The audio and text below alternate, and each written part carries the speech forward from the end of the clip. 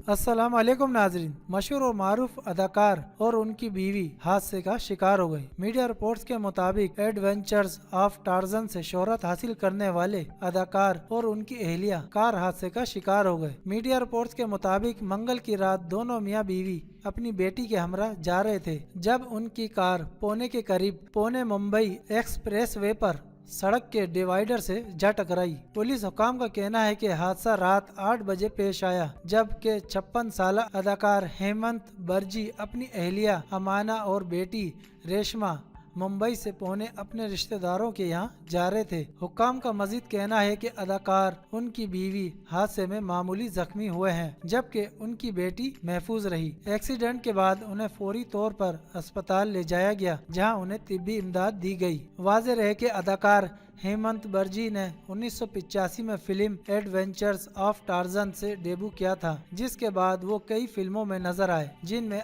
आज के अंगारे, वीराना, कमांडो, कब्रिस्तान, मार धाड़, जंगली टार्जन वगैरह शामिल हैं। अदाकार हेमंत बर्जी हिंदी के अलावा मलयालम और तेलुगु फिल्मों में भी अदाकारी के जौहर दिखा चुके हैं। तो नाज़रीन, अगर वीडियो आपको अच्छी लगी इसको लाइक और सब्सक्राइब चैनल को जरूर करें, ताकि आइंदा कोई भी नई वीडियो आप तक पहुंच सके। तो नाज़रीन, नई वीडियो के साथ फिर मिलते हैं, जब तक के लिए अल्लाह हाफिज।